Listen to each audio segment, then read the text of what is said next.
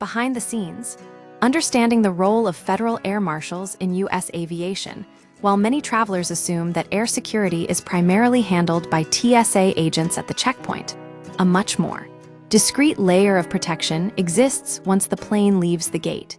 Federal air marshals operate in the shadows, flying as undercover passengers to protect aircraft from high-level threats. However, due to the secretive nature of their work, much about their presence, frequency, and effectiveness remains a subject of debate. What is the Federal Air Marshal Service? The Federal Air Marshal Service, FAMS, is a specialized law enforcement agency operating under the Transportation Security Administration, TSA, which is a component of the Department of Homeland Security, DHS. Unlike standard security personnel, air marshals are armed and highly trained. They are specifically prepared for tactical interventions.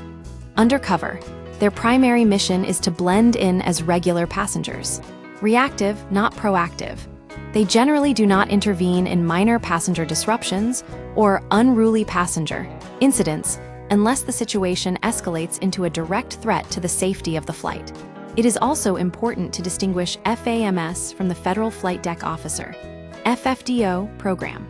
While air marshals fly in the cabin, FFDOs are commercial airline pilots who have undergone specialized training to carry weapons to defend the cockpit if necessary.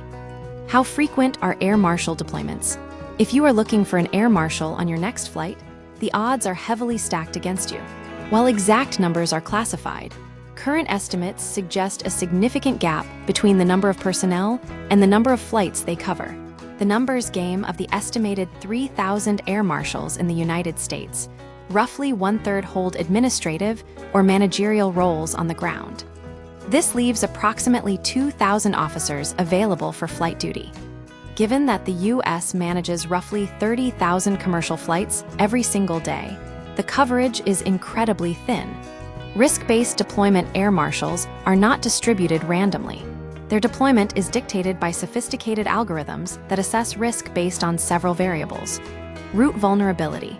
Flights to and from major hubs like Washington, D.C., DCA, New York, JFK, LGA, and international destinations are prioritized. Aircraft type. Certain planes may be deemed higher risk depending on their configuration. Fuel load. The amount of fuel on board can influence the threat assessment of a specific route. Historical estimates suggest that fewer than 1% of U.S. flights have an air marshal on board, a number that likely remains very low today. Can you spot an undercover officer? Because their effectiveness relies on anonymity, air marshals are trained to be invisible. However, veteran observers often point to certain behavioral patterns that might give them away. While modern travel has become more casual, making the old business attire give away obsolete, certain habits remain common. Seating patterns. They frequently occupy aisle seats, often positioned toward the front or rear of the cabin, both in first class and economy. Behavioral cues. They often avoid common passenger behaviors such as sleeping, consuming alcohol, or wearing full noise-canceling headphones.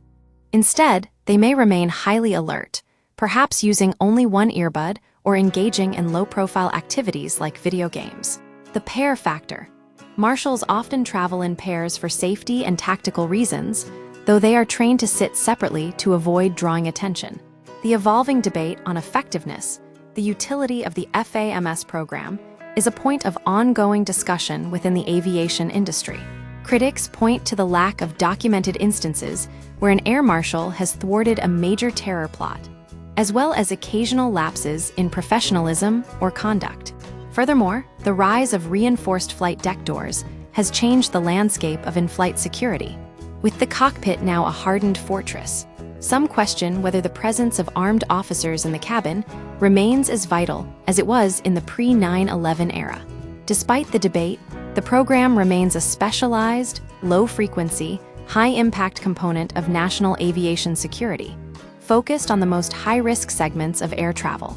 In summary, while federal air marshals provide a critical layer of specialized defense, they are a rare presence, appearing on less than 1% of flights and primarily targeting high-risk routes and major metropolitan hubs.